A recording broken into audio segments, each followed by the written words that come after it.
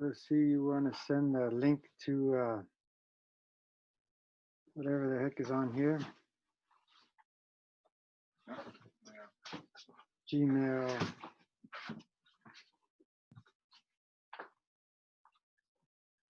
This is your Gmail. Yeah, that's my, so I can just send it to that. Oh, yeah. It's open right now. So if you take care of this, I can take care of that.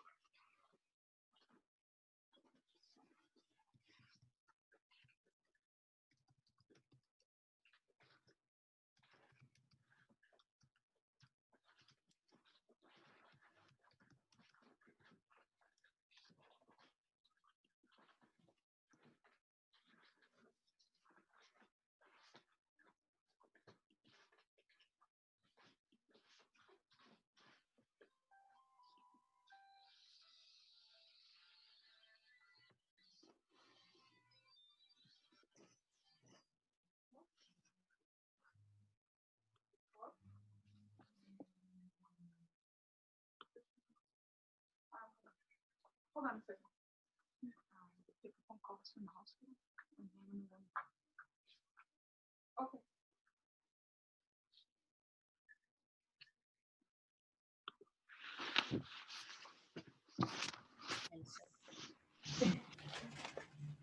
Hello.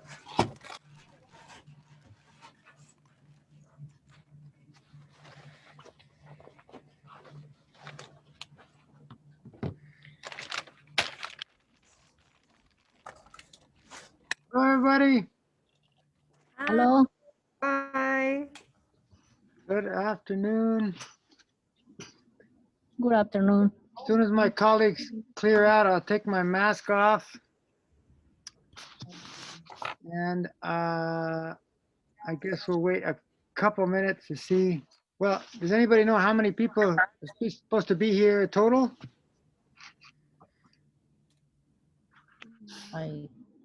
I don't. Can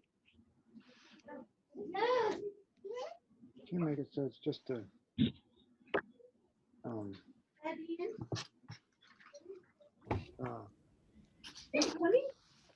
let's see where it's Snack. One is snack for me. and muted. Okay, hold on right now. You have your Yeah. Hold on. Papa doesn't hungry. Not been hungry. I'm not hungry. Oh, there it is. Yep, there it is. Okay. Okay, can you see my the Greenfield community, the Greenfield CSW iPhone there, right here? So that's where I'll be showing the projects. You can pin that on the top if you want. And we'll be showing the projects for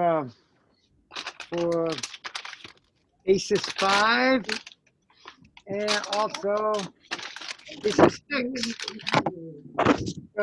The two bags that are at your school. And there are actually a whole bunch of very related projects about magnetism. So did anybody get a chance to play around with those yet? Does anyone happen to have them sitting there right with you? Rachel and I have we just got them out of our school cafeteria. All right. I usually would, but we just got them here at Caesar. Okay. All right. Well, So lead away. yeah. All of the white spots here, okay? All of the white. Oh, 1 second. And this is part of the other side. So take your time. The thing about these projects is Okay? You do that. they're Just about exploring and discovering. So you can do anything you want with all this stuff in the bags. And there's a bunch of magnets, a bunch of different magnets, and magnets are really cool. And kids love to play with them. The magnets sort of demand to be played with. And so the very first thing you should encourage is to play. Just take your magnets and play with Just it. let it run. You can do all kinds of different things. You can learn stuff just by messing around with these things. I didn't even see the email. So Someone's got their mute off, and still a bunch of people with their cameras off. Want to see your gorgeous faces, even if they're behind the mask. And so you can see what I'm doing. Jesus from Oak Avenue asked if we have videos for these things. Just so you know, this will be made available to families. Any questions they ask, they should ask them because then you can show them, I'm gonna Yeah. and then they'll be able to come back to this video and be able to get. got it. You're just scissors, okay? Okay. And then when you're done, I don't know if you heard that. That was by Make sure you Jose. cut all the Here's stuff you Jose need over out. there. He's running away, but I got him on film. He says that we're recording this and we're gonna post this. Mandatory Zoom meeting. So if there's any Date questions, is 3 for an important message from the ask away, superintendent. and then the answer will also be on the recording, so other people can refer back to it. You can refer back to it. And then there's other videos we have. I'm gonna put in the chat here.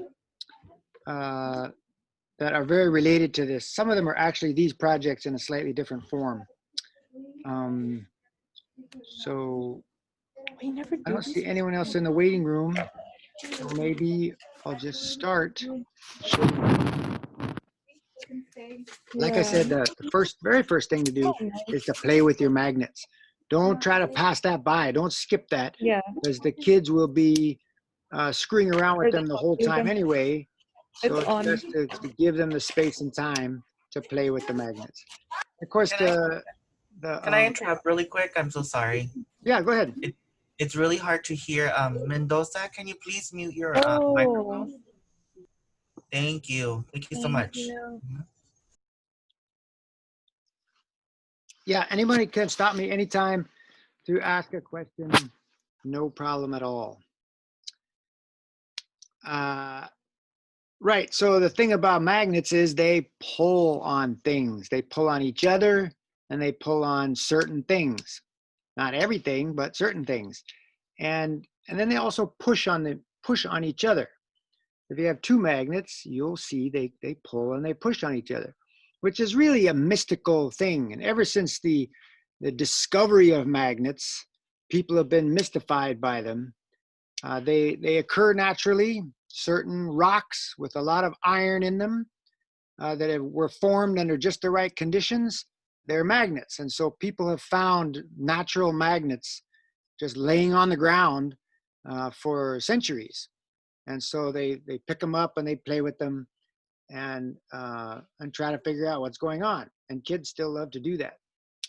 So that's the first thing. You play with your magnets and just get to know them. What's going on here? They're magical, almost mystical, but they're very predictable. They'll only do the thing they do, and they'll do it every single time. So that's why it's science and it's not magic. See, Rachel is doing a good job of modeling play. Actually, we don't have to model play. The kids know how to play anyway. Okay, so I am going to start with the this one where the magnet is hanging. It's called a compass. Can you see the whole thing? Yeah, it's got a little stand on the top and the bottom, and the magnet. Now you're looking at the Greenfield CSW iPhone. The magnet is hanging there with the stick stuck through it, and the stick was wrapped with tape so that it fits in the hole of the magnet and stays there. All right, and that's just a pointer. The stick is just for a pointer, because then you hang it from a thread. This is a thread. You tape it around the top. Sorry, I already put the stick in. I should back off and do that. This is standard construction for a lot of our projects. You see the little hole in the block of wood, and you got the dowel, and then there's a little hole in the other little piece of wood, and you put them together. And if kids have tools at home, you can encourage them to bring all their tools to the table to work on this. And so, right, in this case, you can hammer that thing in the hole if you have a hammer. And if you don't have a hammer, you can use a can of vegetables or beans or something, and you just kind of whack the top of the thing, and it goes down into the hole. And so then you've got your little pointer hanging, and that's the project. Yes, Norma. Excuse me, yeah, I'm confused. Is this project 5 or 6? I don't know. I dumped my bags out. I can't tell which one was in which one. Does anybody know? It's number 6. This is number 6. We started with number 6. Okay. Okay. Now the thing about the compass is it always points the same direction.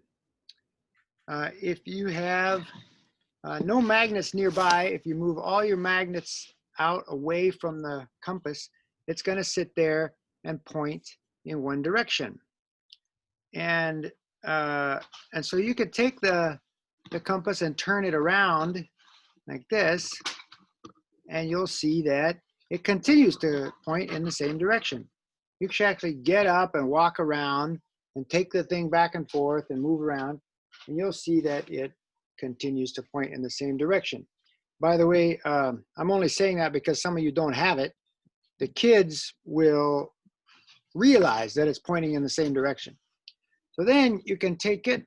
You see see the camera feed here. You can take it and actually point it in the opposite direction. So now it's pointing in the opposite direction, and you let it go, and it spins back around. You could point it in a different direction. You point it sort of 90 degrees off and let it go, and it spins back around. It always points in the same direction. And that direction is north. And so that's kind of a question there. How does this little magnet know which way north is? And maybe you don't even know which way is north, but this magnet does. And it's a question that people asked ever since they realized this. By the way, this was discovered in China. And like I said, some of these magnets occur naturally. And so people found them, and they were really special because you get a rock, and other little rocks would stick to it. So at some point, somebody carved or formed a spoon, a Chinese spoon. It's kind of shaped like a little boat, and it can sit on its back. They carved that out of one of these stones.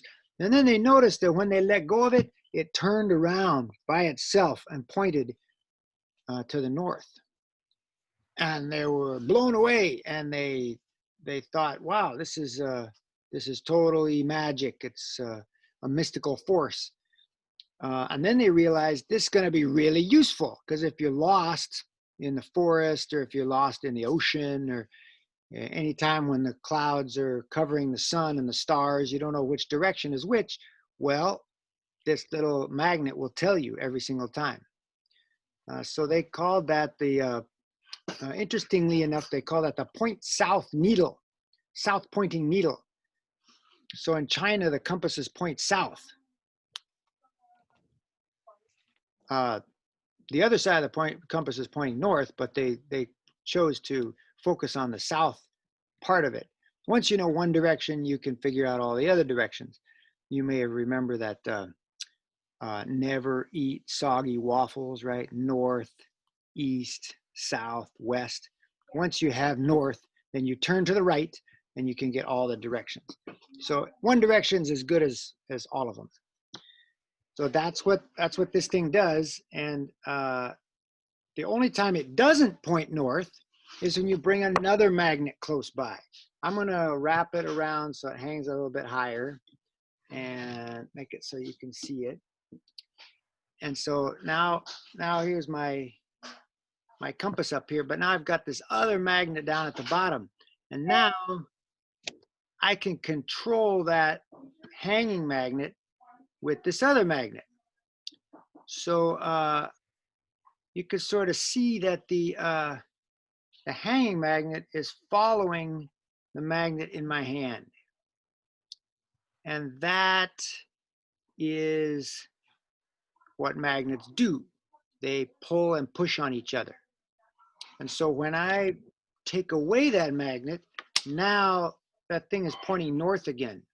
And actually that's because it's lining up with another magnet. The biggest magnet that you'll ever touch. That is the entire planet Earth is a magnet, a giant magnet. And it's got one pole at one side and one magnetic pole at the North Pole and another magnetic pole at the South Pole. And so this little magnet hanging from the string here, when it turns around and points north, that just means it's lining up with the Earth's magnet. When I bring in my magnet, this little one, then it lines up with my little magnet. Because my little magnet, even though it's much smaller than the Earth, when I get it close, then its magnetic field is stronger on that other magnet. So I'm in charge now. I can make it turn around and point the direction I want it to. Does that make sense?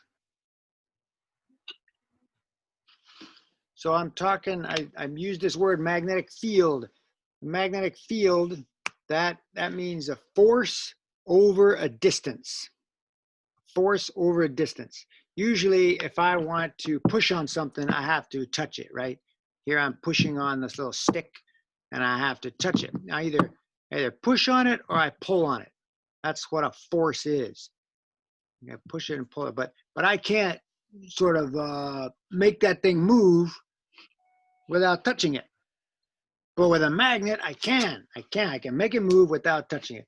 And that's the field, the force field. There's 3 force fields that we experience in daily life. This is one of them. Another one is a static electricity. You may have had a bad hair day when your hair was kind of sticking up. It didn't want to stay down. And it's usually in a very dry time of the year. And your hair was like, it would be attracted to something or getting close to it. And maybe your socks stick to your sweaters or something when you take them out of the dryer. Well, that force is the electrostatic force, and that's also a force that works over a distance. You don't have to touch anything to get that force to work. So those are the 2.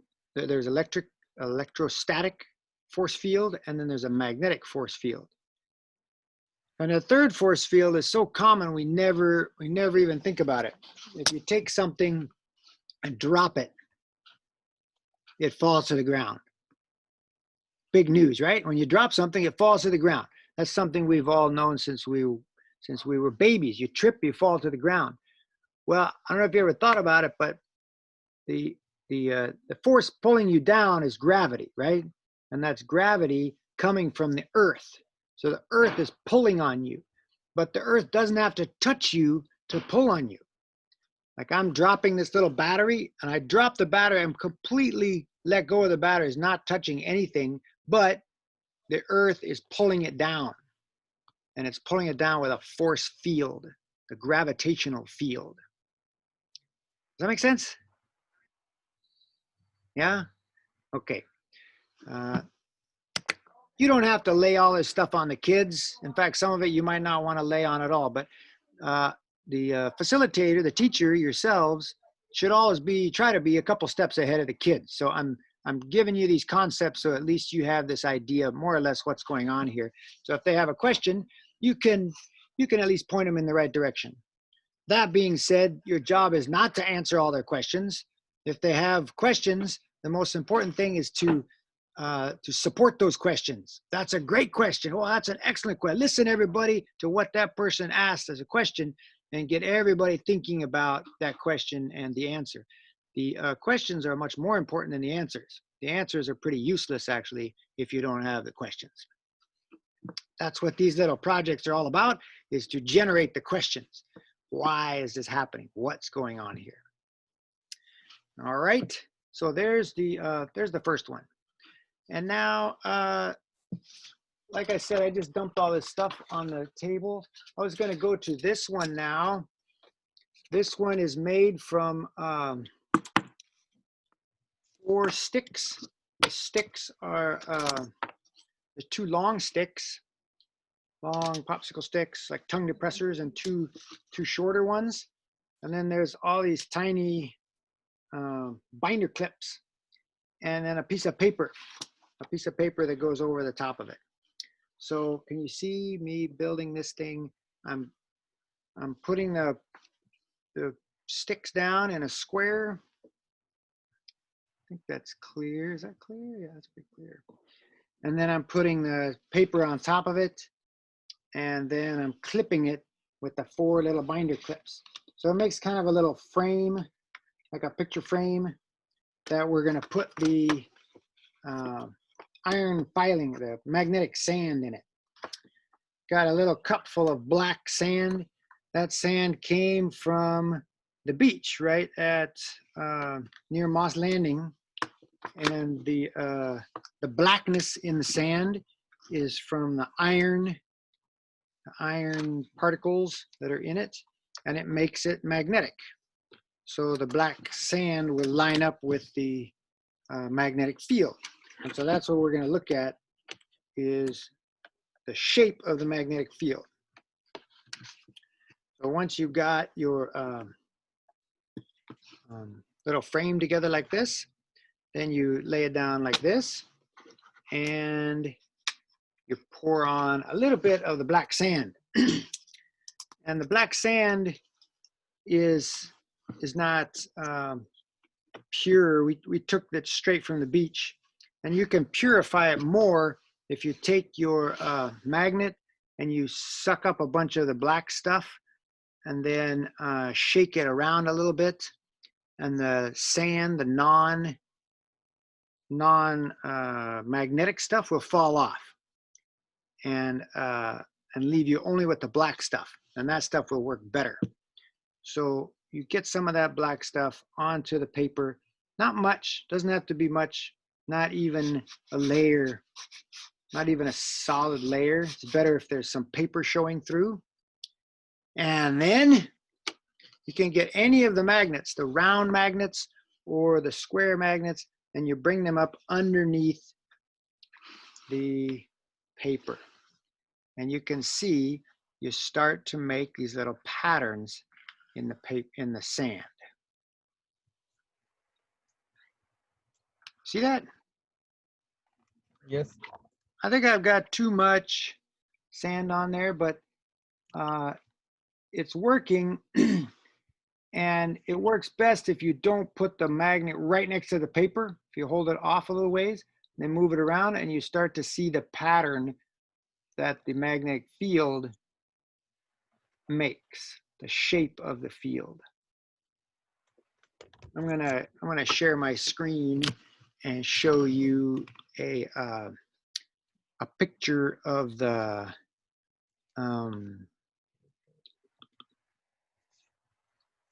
magnetic field pattern.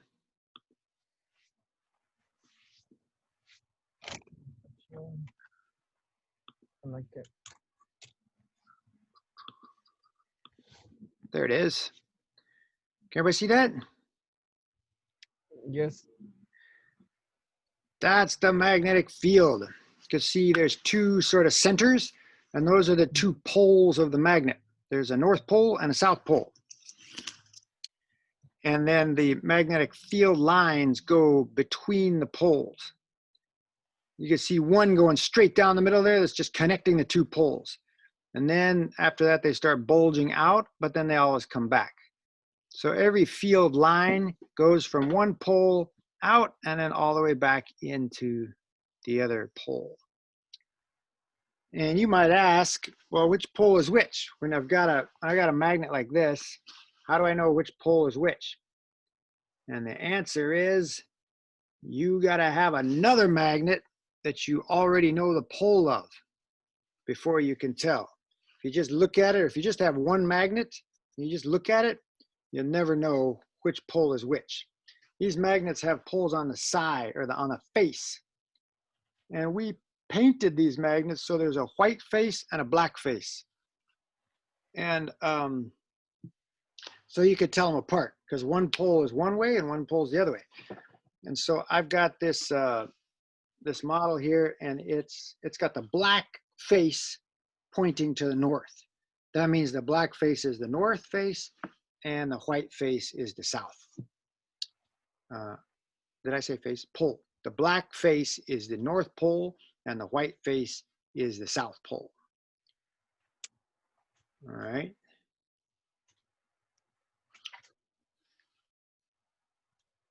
So you could try to get a little pattern like that on your little frame, your little piece of paper in the frame, and you probably can't do it. That's a really nice picture. Somehow they got that sand all distributed very nicely. But what you can always do is, as you run the magnet past, you'll see the little bits of sand turn over according to how the field is affecting them. Basically, every little piece of black sand turns into a little magnet, and that magnet follows the field of the big magnet.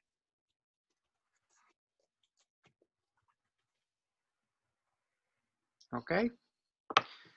I got another picture here, which is can you see that? About different kinds of magnetic field. Here's a magnetic field of a bar magnet. So the line comes out the north and it goes down to the south, and then it comes out the north and it goes down to the south. All around the bar magnet, you get these field lines. And it's not two-dimensional like that, it's fully three-dimensional. So some of the lines are coming up out of the paper and coming back down into the paper. These lines are invisible. In fact, they only show up when something magnetic goes into the line there. But the Earth has these lines. You can see that right there. That's the magnetic field of the Earth. So the lines are coming out there and going back into it there. That's why no matter where you are, you hold up the compass and it's going to follow one of those lines. Now over here you see a solenoid. A solenoid is an electromagnet. And that's another one of the projects.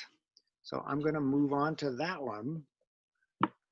Here's the finished project. I'll stop sharing my screen. Yep. So now I'll go back to this.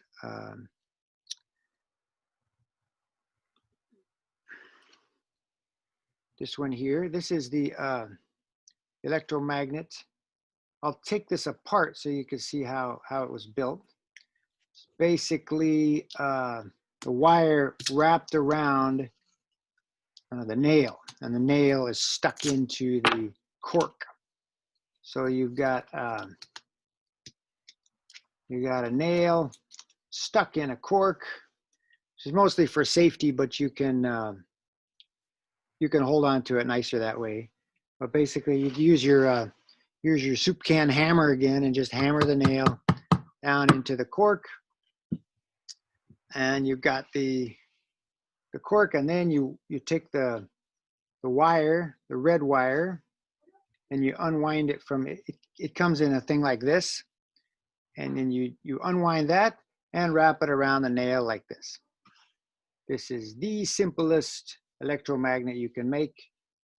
And on the ends of the wire, you put these little aluminum mittens, the little pieces of aluminum foil that you got they go over the ends of the wire like that. But before you do that, you got to get the little piece of sandpaper. This is sandpaper. And you have to sand off the red part of the wire. Okay, so you pinch the wire with the sandpaper like this, and you pull it off like that until it changes color. You can see this one's already changed color. That inside color is a copper color of the wire, and the rest of the wire is red. And that red paint, or it's more like varnish, the red varnish, that's an insulator. That makes it so that the wire is insulated. The electricity can't come out through that paint. So when it goes down onto the nail, it goes around and around and around and around. The current from the electricity is going around and around the nail until it gets to the other side and it comes out the other one. And where does the current come from?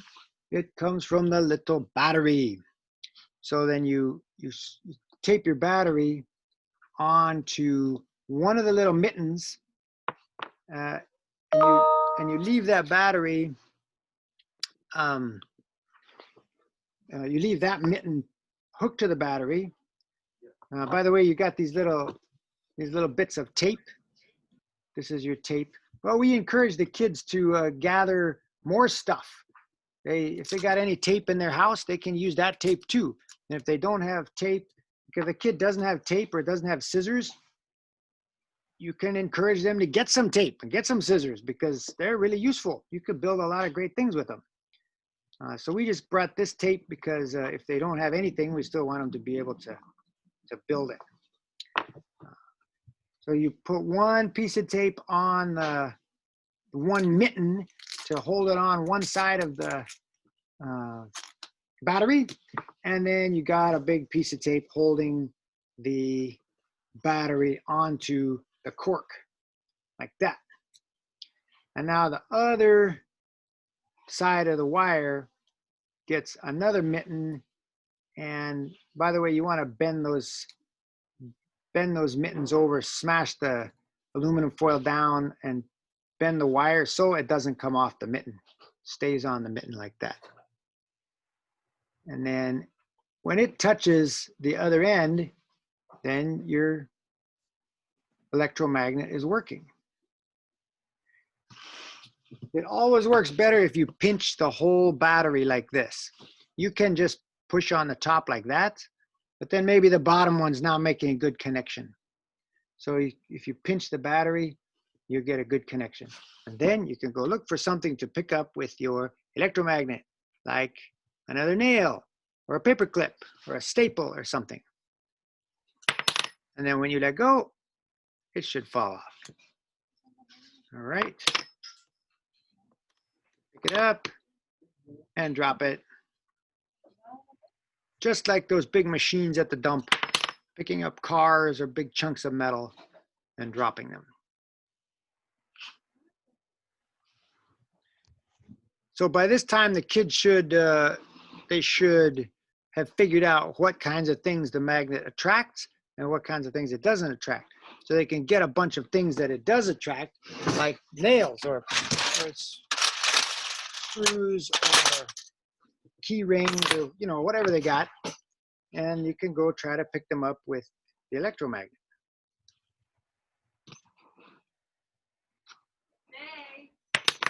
Okay.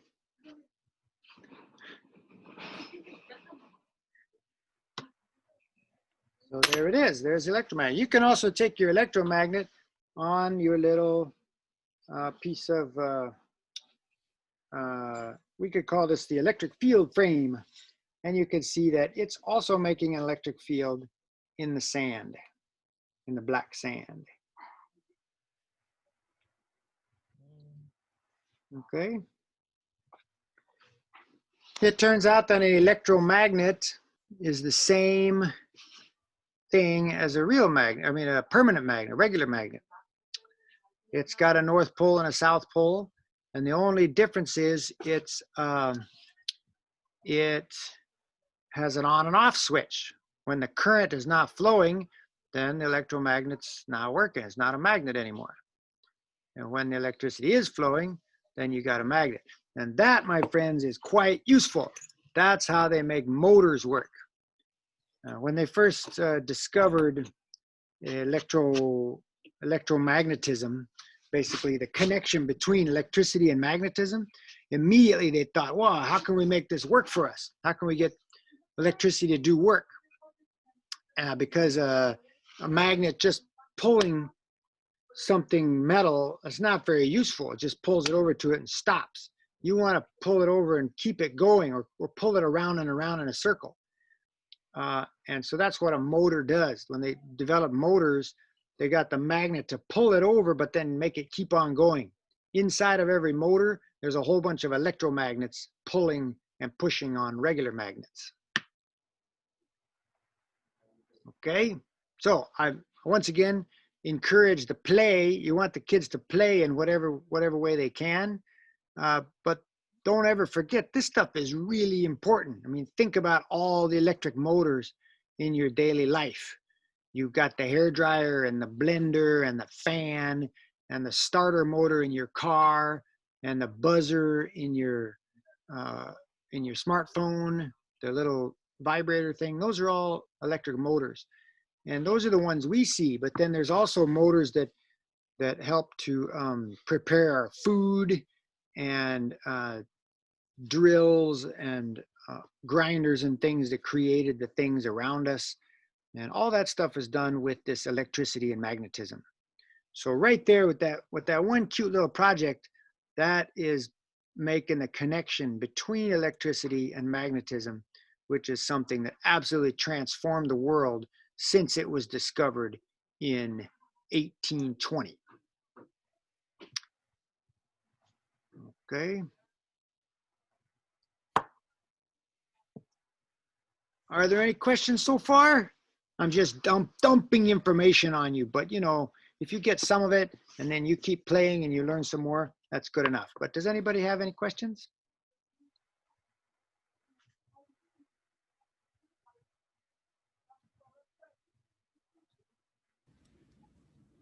No questions. It works. Rachel picked up something. It's amazing. Did you guys get it to work? Mine did. Yes. Right. Now that's kind of cheating, picking up the magnet with the electromagnet, because you don't even need the battery to pick up the magnet with the nail. You should try to pick up something like a paper clip. And you might also notice that with your electromagnet, after you use it a while, even when it's disconnected, it still has a little bit of magnetism. And that's because you're making a permanent magnet out of the nail. The longer it's in an a magnetic field, the more the little atoms of the nail line up, and it becomes a permanent magnet too. That's how these permanent magnets were made, is they were put into a giant electromagnet and just left on all day.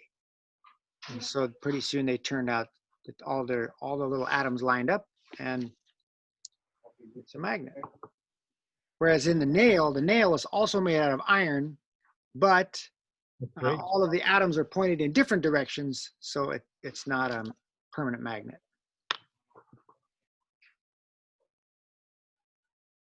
Any more questions?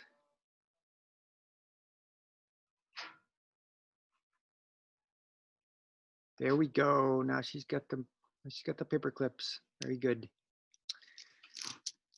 Okay. Now you can see there's a square, there's a rectangle magnet in your stuff, and a little circular donut magnet, ring magnet. All those are just to play with the iron filings with the black sand, and see the different shapes that you can get and the different strengths. You can have two magnets down there at the same time and see what the different designs are, there's a little toy you can buy where you drag the little sand around and you draw things. You make a little beard on a guy. Well, you can do that on your little frame, your little magnetic field frame as well. Okay. All right. Now we'll go to the other one. I think this one may have been number 5. Or maybe number 5. This is the magnetic pendulum. I'm gonna back it off a little bit so you can see the whole thing. And again, I'm gonna take it apart so I can build it. Well, now I'm gonna have to take it all the way apart. Here's the base, this huge base, a 2x6 piece of wood. It's got a slit in one end, and that slit fits this paint paddle. And so you jam it down in there, and if it doesn't go, make it go. Who's in charge here? You or it? Obviously you.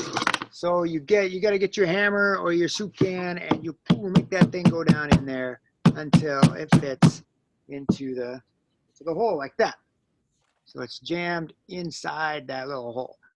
Doesn't have to go down that far, as long as it's nice and tight when it gets to the bottom. Okay. So that's the vertical. Should stay up there vertically.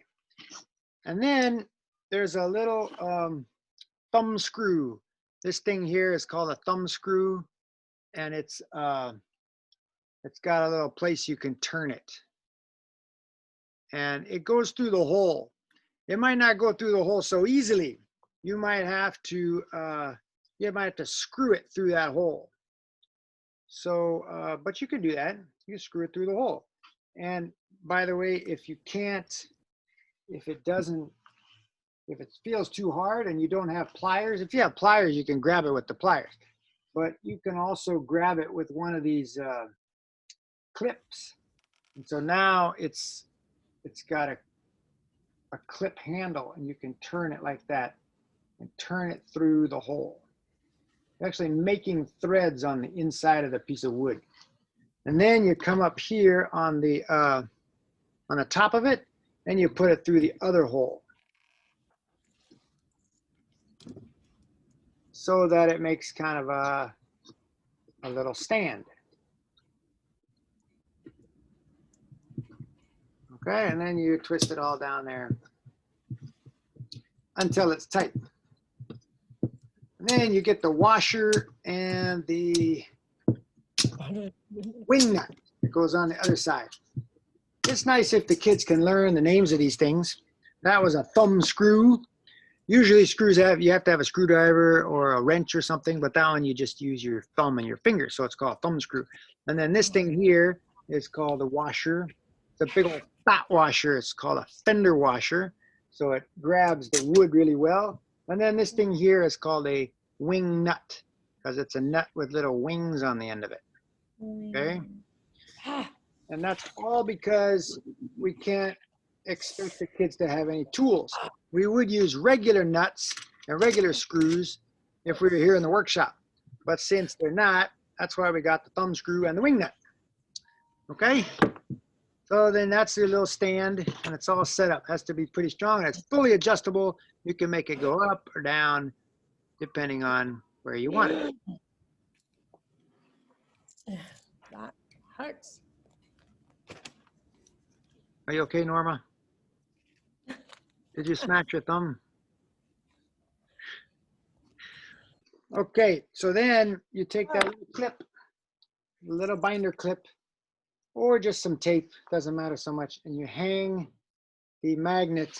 Now you've got that little round magnet, and you're gonna hang that so it's above the, so it's not touching the base of the wood there, okay? And then you put these big magnets down on the wood, and there should be 3 of them. You can even get the magnets from the other place and put them too. And there it is. There's your magnetic pendulum. And I'm going to get a little closer now so you can see the exact motion of it, because this is pretty cool. This is actually an exhibit at the Exploratorium in San Francisco. They made theirs out of fancy titanium or something, I don't know, but it works exactly the same way.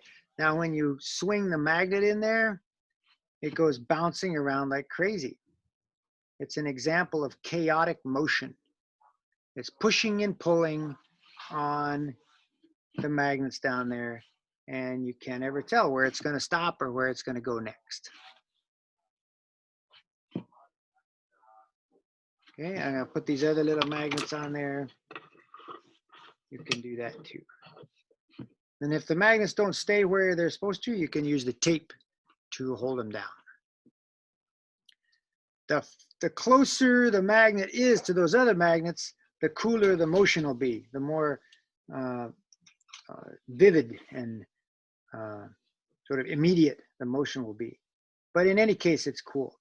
And you could sort of see which one is pulling the strongest and which one's not pulling much, and you can move them around. And you can flip them over too. If you flip them over, you get a different kind of motion. So basically, you could sit there and play with this thing all day.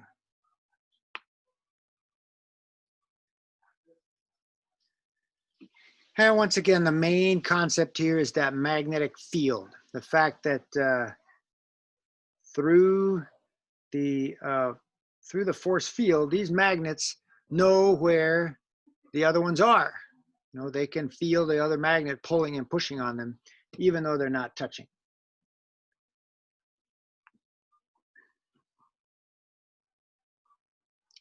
And you could change the height up here. And you could change it around. You could hang a different one. You could hang one of the big round ones, or you could hang the square one. You could do it however you want. You could even try hanging a nail. Hang a nail and swing it back and forth and see if it does something similar. Okay.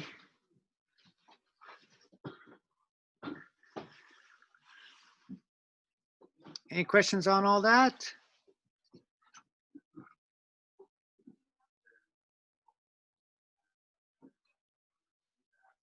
So happy to see you all playing with it.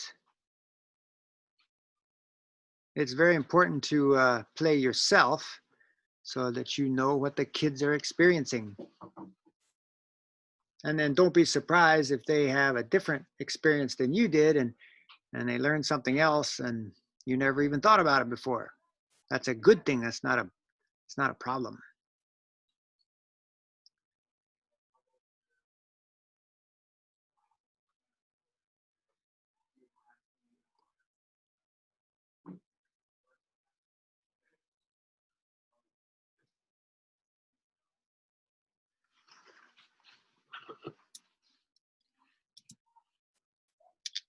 When you play with these round ones, you can hang them on the side of each other, and you'll notice that when they hang together, there's always one white side on one side and a black side on the other side.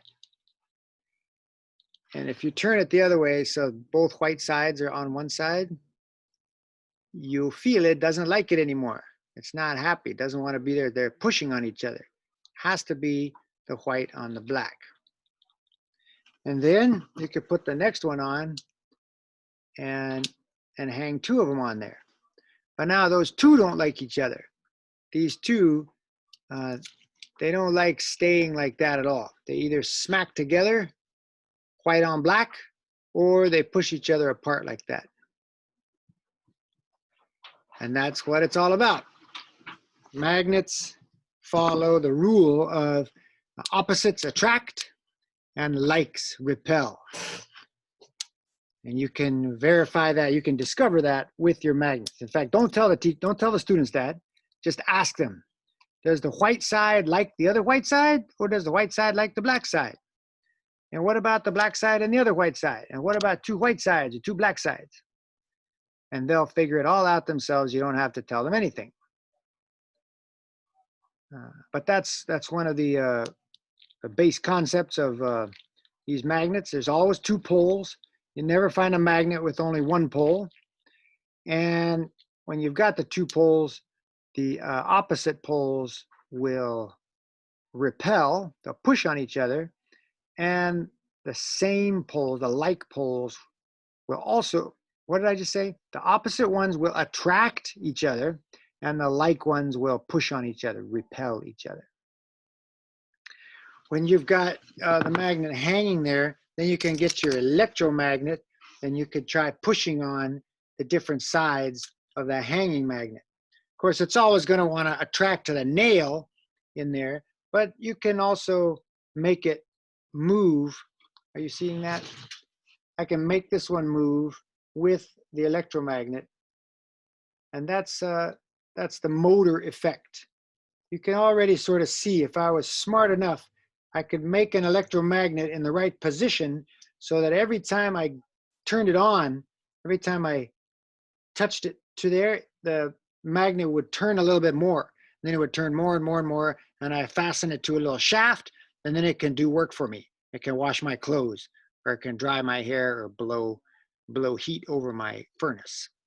And that's what an electric motor is. So you think you're just playing around with this stuff, but you're actually touching the very base elements of a lot of things in our daily life.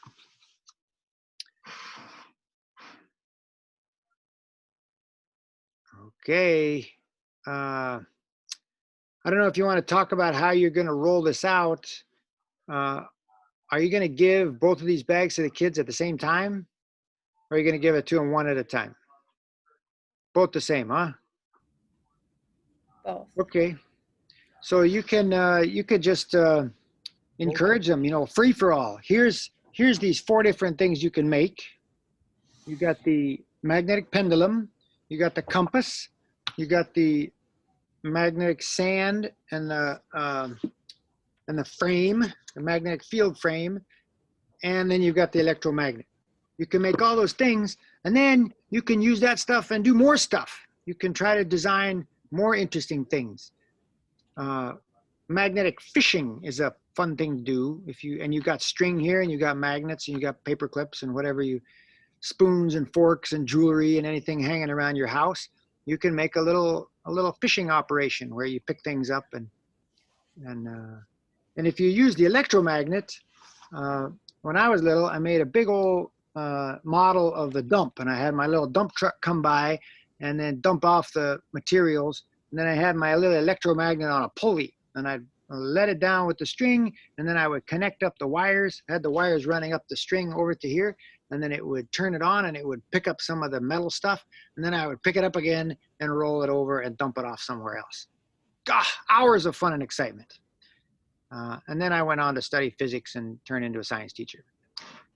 But regardless of that, I had a good time playing with my little magnets when I was little. And actually, I've never seen a kid who didn't enjoy screwing around with this stuff. And once again, sorry if I'm repeating myself, but you learn this stuff by playing with it. So it's a requirement that you play. In fact, if I hear stories of any of you trying to teach the kids about electromagnetic fields or static vector forces before you let them play with the magnets, I'm going to come get you fired, all right? That's my threat right there. I want happy kids playing.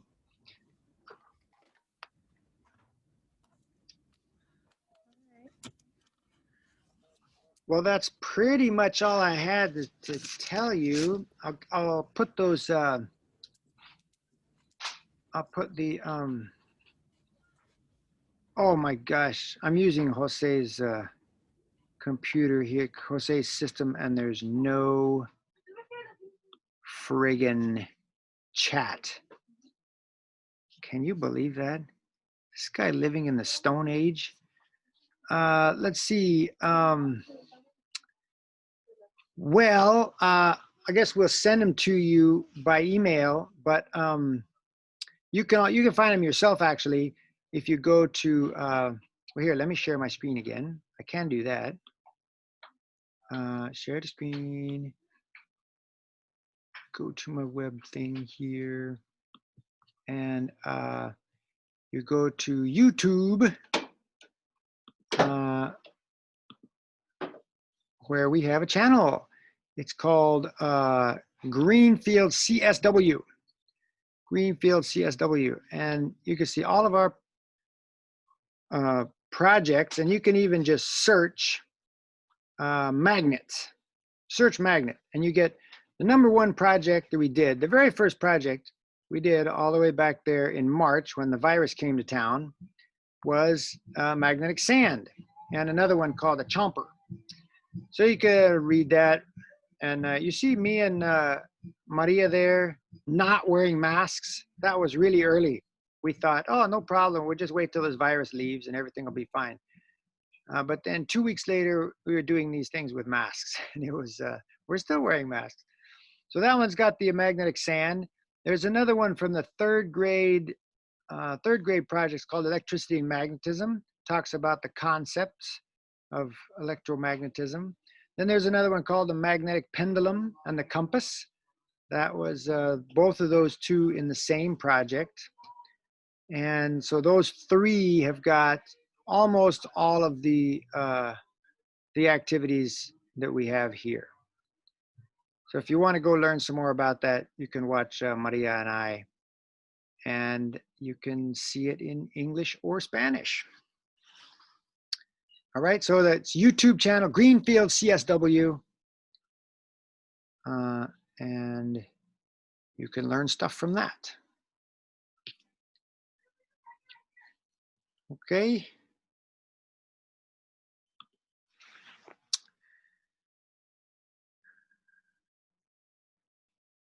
Okay, one more time. Are there any questions?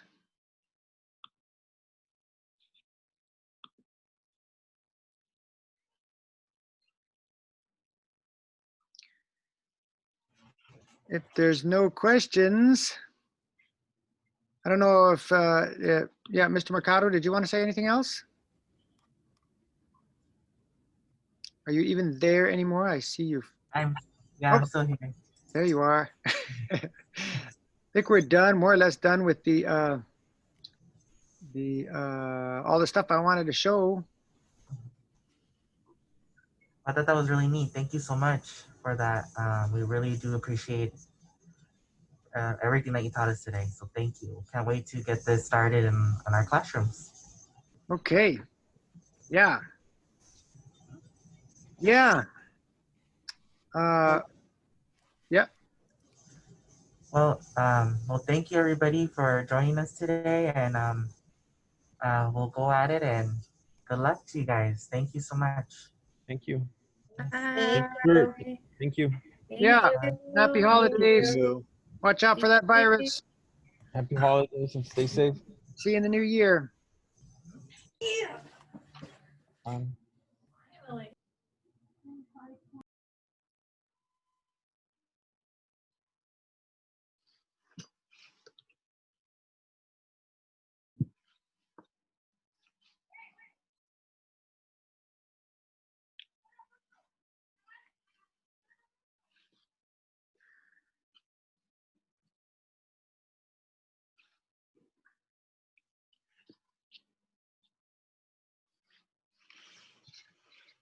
That's it, senor. That's it, huh? The projects have everything that they needed. Yeah. Oh, nice. Okay. Yeah, actually, the one thing they don't have is a bunch of metal stuff to play with. Yeah, that's nails or paper gonna clips, have, but yeah, they can find their own stuff. So yeah, we have Claudia's food ready to go. Oh, okay. There's everybody's here.